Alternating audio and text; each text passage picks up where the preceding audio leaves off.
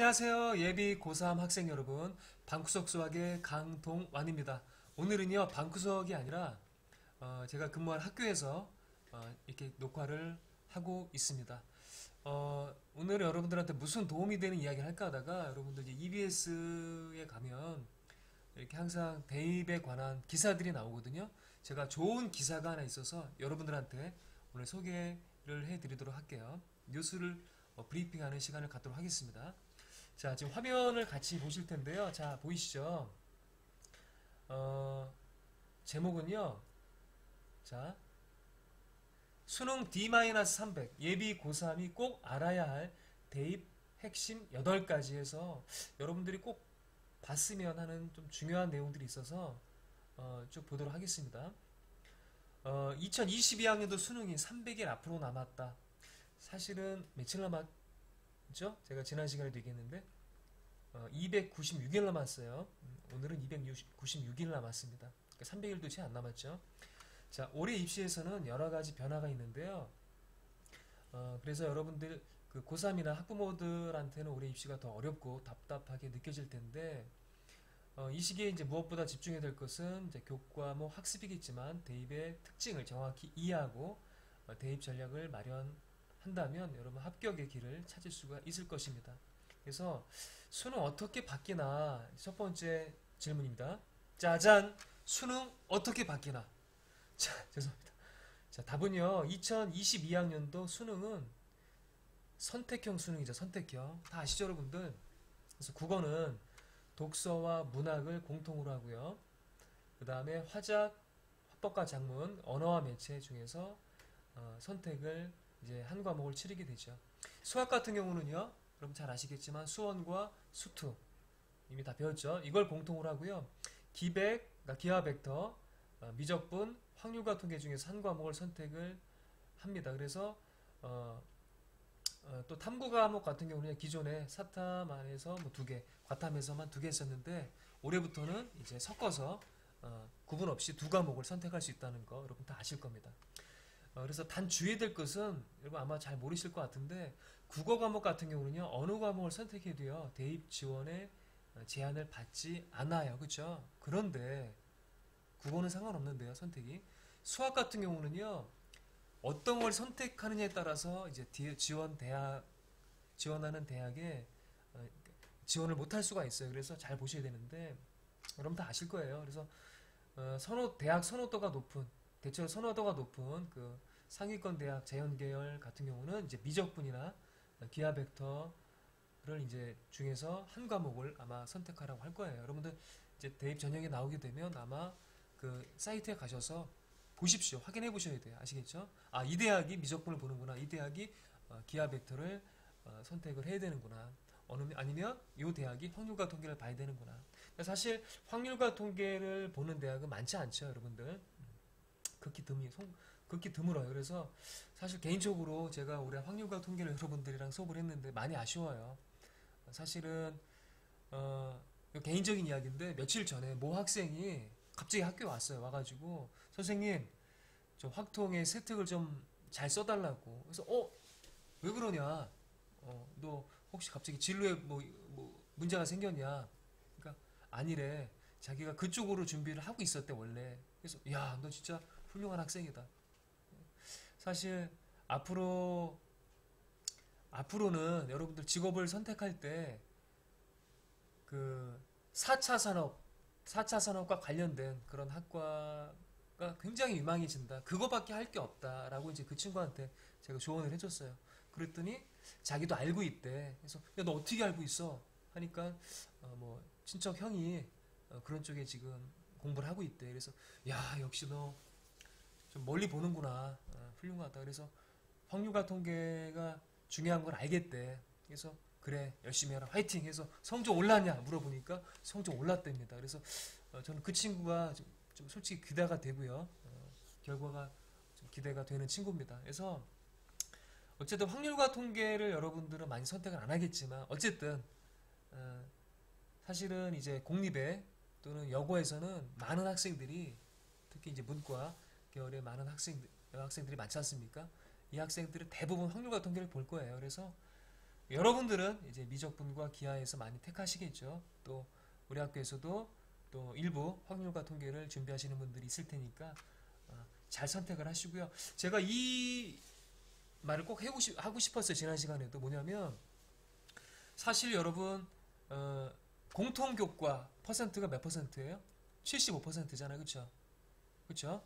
그 다음에 선택 과목의 비율은 출제 비율은 25%야. 그러니까 3배가 많아. 3배 정도가 대략. 그래서 여러분들이 어디에 더 집중을 해야 되느냐? 선택 과목에 집중을 더 해야 되느냐? 아니면 공통 과목에 집중을 더 해야 되느냐? 사실은 공통 과목에 더 집중을 하셔야 돼요. 비중을 봐봐. 75대 25야. 그러니까 여러분들이 지금 아마 집에서 그 선택 과목에 엄청난 지금 막 시간을 쏟을 텐데 그래 봐야 25%예요. 물론 여러분들의 목표는 만점이겠지만 제 이야기가 뭔지 아시죠? 무슨 뜻인지. 복습을 더 중요하게 생각하고 수원 수투를 아직까지 다 못하신 분들은 개념 공부하시라는 이야기예요. 그 얘기를 꼭 해주고 싶습니다. 아시겠죠? 그래서 혹시 수능 문제 작년 수능 문제 안 보신 분들은 수능 사이트에 EBS에서도 나와 있으니까 꼭 한번 풀어보시면 좋겠고요. 그다음 대입 지원 횟수의 제한이 있나요, 선생님? 제한이 있습니까? 있죠. 여러분 4년제 대학은 수시 6회, 정시는 3회의 지원 횟수 제한이 있습니다. 물론 사관학교, 경찰대, 카이스트와 같은 또 과학기술대, 또 산업대학 같은 특수대학은 해당이 안 된다는 거 다 아실 겁니다. 그래서 우리 학교에서도 이제 우리 학교 남고지 않습니까? 신성고등학교가. 야, 지난 여름부터인가 제가 기숙사 이제 담당하면서 아이들 자습을 시키는데 와, 정말 여름부터 올해는 유난히 왜 경찰대 사관학교 진학하는 학생들이 열심히 했던 것 같아요.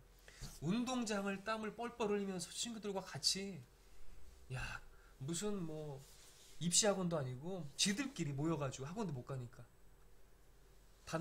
단체로 뛰더라고 학생들이. 그래서 제가 그 모습을 보고 감동을 해가지고 막 박수도 치고 환호도 해주고 했는데 여기는 지원할 수 있습니다. 그래서 제가 알기로는 지금 들리는 소식이 사관학교에 많은 학생들이 합격을 했다는 소식을 듣고 들리고 있어요. 현재 축하드립니다.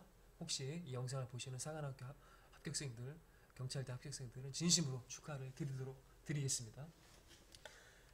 근데 그래서 이제 어디까지 했죠? 정시에는 그 중복 지원이 동일한 군에서는 중복 지원이 당연히 불가능하죠. 그래서 지원에 주의를 하셔야 되고요. 물론 그 전문대 같은 경우는 지원 횟수에 제한이 없지만 일부 대학은 그 동일한 전형 안에서 중복 지원이 불가능한 곳도 있기 때문에 조심하셔야 되지만 여러분 경쟁률이 절대 약하지 않습니다. 그래서 취업 때문에 여러분 굉장히 힘들어 하는데 그래서 전문대도 경쟁률이 꽤 높게 나타나는 편이라는 거 좀 알아두시고요. 자, 그 다음에 세 번째 맞나요? 하나 둘 셋 그쵸? 세 번째 질문, 수시 합격하면 정시 지원이 불가능한가요? 그렇죠, 여러분들 불가능합니다. 주의하셔야 돼요. 그래서 간혹 오해하시는 분들이 있어요. 에이, 나는 수시 합격하고 혹시 내가 뭐 가만히 있으면 다른 사람 모르겠지 하고 가만히 있다가 정시를 봐서 합격을 하는 경우에도 어떻게 돼요, 여러분들? 그런 경우에 큰일 나죠. 무효 처리가 돼. 그래서 주의하셔야 돼요. 주의하셔야 됩니다. 전문대에 그 수시 합격한 경우도 4년제 대학 또 전문대학이 지원할 수가 없다는 것도 여러분들 잘 알아두시고요. 여기 나와 있지 않습니까? 사실 확인이 될 경우에 무효가 돼요. 그래서 여러분들 조심하셔야 됩니다. 자, 네 번째 질문. 평가원 모의고사가 중요한 이유가 있죠. 여러분 제가 지난 시간에도 얘기했죠. 고3 같은 경우에 3월 25일, 그 다음에 4월 14일, 6월 3일, 7월 7일, 9월 1일, 그 다음에 10월 12일 6번의 고3 대상 모의고사가 치러지는데 3, 4, 70은 지방교육청이 주관을 하지만 6월과 9월은 한국교육과정평가원이 주관해서 굉장히 중요한 시험인데 사실 6월, 9월에 출제하신 분이 6월, 9월 모의고사 출제하신 분이 갑자기 한 10월 정도 돼서 갑자기 한 달 정도 선생님이 안 나올 때가 있어요. 어디 가셨을까요? 예, 이번 수능 출제 가신 겁니다. 그래서 보통 한 달 이상 그 수능 출제 들어가시는데 그러니까 그분들이 대부분 6월, 9월에 출제하셨던 분들 중에서 이제 수능 출제 가시니까요. 혹시 주변에 그러신 선생님들이 계신가 한번 보시면 뭐 재밌을 것 같아요. 예. 그래서 넘어가고요. 다섯 번째, 모의고사 성적과 수능 성적의 관계. 여러분들 굉장히 중요하실 거예요. 궁금해하실 거예요. 여러분들 그 진학사가 지난 6월 그 설문조사를 했는데 6월 모평 대비 올해 수능 성적이 비슷하거나 오를 것 같다 라고 대답한 학생의 비율을 조사했더니 82.3%래요. 아마 이제 뭔가를 조사하기 위해서 6월달에 미리 이렇게 통계를 내기 위해서 조사를 했겠죠. 그러니까 정말 대부분의 학생이 나 오를 것 같다. 6월보다 수능 때 대박 날 것 같다. 82.3%입니다. 여러분들. 제가 지난 영상에 또 얘기했죠. 6월, 9월 되면요. 그러니까 이제 그 수시 원서 쓸 쯤 되면 요때겠죠. 직전인데 근자감에 빠져요. 근거 없는 자신감에 빠진다고. 내가 왠지 수능 보면 대박 날 것 같고 수시 6개 집어넣으면 다 합격할 것 같은 그러한 자신감에 딱 충만할 때야. 그래서 공부를 안 한다고 그랬죠, 제가. 그런데 실제로 결과를 보니 그 6월 모평과 수능 성적을 진학닷컴에서 이제 입력을 해서 6,373명을 가지고 통계를 따졌더니 통계 중요하지 않습니까, 여러분들? 통계 중요해요. 예? 통계 중요합니다. 그래서 그랬더니 국어, 수학, 탐구 100분위 기준 평균이 5 이상 하락한 경우, 떨어진 경우, 그러니까 성적이 떨어진 경우가요, 58.2%야. 반 이상이. 그러니까 적지 않아요. 58.2%가 떨어졌고요. 성적을 유지하거나 그나마 향상한 비율은 41.8%에 머물렀다. 그러니까 거의 그 절반 정도밖에 안 되네요. 기대는 82%인데 실제는 41%밖에 오르지 않았답니다. 그래서 결국은 수능이라는 것이 여러분의 생각만큼 올라주지 않는다라는 거예요. 물론 여러분 포기하라고 자신감을 떨어뜨리려고 이렇게 하는 소리가 아닙니다. 그런 거 아시죠, 여러분들? 열심히 준비하시라고 하는 소리니까요. 그래서 이제 여러분들 그 3월 달에 이제 모의고사 보고 4월에 이제 내신 준비를 할 거 아닙니까? 그리고 5월 초에 내신 시험이 있을 텐데 이 내신을 잘 보셔야 돼요. 내신을. 수능만 준비해서는 안 된다는 말이야. 아시겠죠? 수능을 무조건 잘 본다는 보장이 없지 않습니까? 그쵸? 보셨다시피. 예. 자, 그래요. 그다음 마지막 여섯 번째 질문. 수능 최저학력 기준이란 무엇일까요? 여러분들 아시겠지만 수시 전형에서 대학마다 설정해 놓은 합격에 대한 최소한의 자격 기준을 말하죠.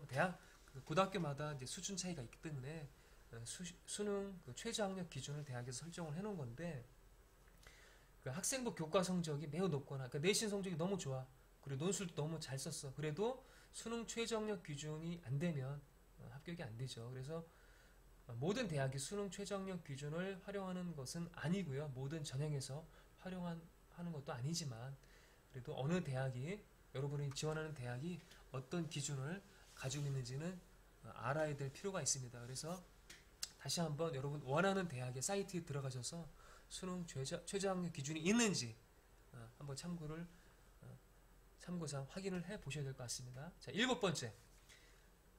자, 학생부 종합 전형은 학생부 전체를 평가한다는데 내신은 중요하지 않나요? 자, 또 내신 얘기가 나왔어요. 학생부 종합 전형 역시 내신을 평가 요소로 반영하죠. 사실 내신이 제일 중요해요. 내신을 그 입학사정원이 가장 먼저 보죠. 그때 그 논술처럼 그 내신 성적을 숫자로 파악하고 등수를 매겨서 선발하지는 않지만 학종에서는 여러분 알다시피 뭐예요? 성적에 대한 향상도를 보죠. 그 다음에 전공이 얼마나 적합한지, 그 다음에 다양한 활동과 학업에 대한 열정이 있었는지, 그런 모든 스토리, 그쵸? 스토리를 본다는 얘기예요. 그런 얘기 하시죠? 그 입학사정관들이 그 설명할 때마다 꼭 그 얘기 하시잖아. 역경을 이겨낸 과정. 그러니까 정말 처음에는 공부하기 힘들었는데 정말 어떤 노력을 해서 이만큼의 역경, 그 어려운 시련을 이겨낸 그 과정, 이걸 본다는 얘기죠. 학종에서는 참고하시고요. 준비하시는 분들. 그 다음에 마지막으로 여덟 번째입니다. 3학년 2학기 내신은 버려도 되는가? 여러분 대부분이 이제 생각 안 하죠. 내신 2학기는 뭐 신경 안 쓴다. 그리고 실제로도 이제 많이들 열심히 안 하는 학생들이 많이 있지만 여러분 요거는 오산입니다. 오산. 경기도 오산이 아니고요. 수원 밑에 오산 아니고요. 준비하셔야 돼요. 재학생의 경우 수시 모집에서 3학년 2학기 내신 성적과 비교과 활동은 평가 대상은 아니에요. 그렇죠?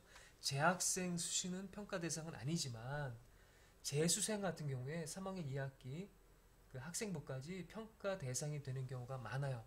그러니까 여러분이 뭐 우리 신서고등학교 학생들 같은 경우는 워낙 상위권 대학을 목표로 하기 때문에 재수생 비율이 좀 많긴 하지만 그러니까 그렇기 때문에 더더욱 그렇기 때문에 3학년 2학기 내신을 포기하면 될까 안 될까? 여러분 혹시 마음속으로 혹시라도 하는 마음이 있다면 2학기 3학년 2학기 내신 버리시면 안 됩니다. 아시겠죠? 끝까지 여러분 화이팅 하셔야 돼요.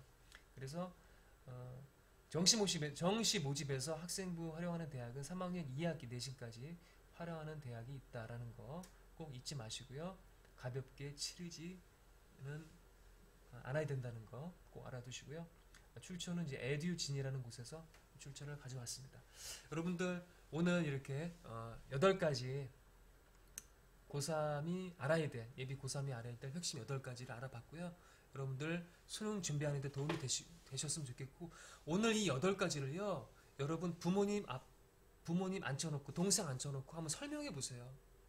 여러분이 나 저거 알아. 야, 저거 수십 번 들었어. 이렇게 끝나는 것이 아니라 여러분이 부모님 앉혀놓고 어머니 아버지 올해 수능 시험이 이렇게 갑니다. 제가 한번 설명해 볼게요. 칠판에 쓰면서 한번 설명을 해보세요. 그거 해보는 거랑 안 하는 거랑 여러분 마음가짐이 달라. 그리고 마음 자세가 일단 달라요. 일단은 머릿속에 모든 게 정리가 돼 있거든요. 수능에 대한 전략이. 그래서 여러분들이 꼭 오늘 이 영상을 보시고 꼭 해야 될 과제가 그거니까요. 여러분이 꼭 부모님 앞에서 하다못해 동생 앞에서 하다못해 쓰레기통을 뒤집어 놓고서라도 아시겠죠? 물병을 이렇게 앉혀놓고서라도 여러분들 세워놓고서라도 보고 설명을 하세요. 아시겠죠? 네. 오늘 수업 여기까지 진행하도록 하겠습니다. 여러분 이제 얼마 안 남았습니다. 한 달 이제 남았죠? 이제 개학 때까지 여러분 최선을 다해서 수능 준비 하시길 바라겠습니다. 수능 준비 고3 며칠밖에 안 된다고 그랬죠? 9월부터 이제 9월 중순부터 해서 단 40일밖에 수능 준비할 시간이 없다고 그랬어요. 여러분들 끝까지 최선을 다하시기를 바라겠습니다. 여러분 화이팅!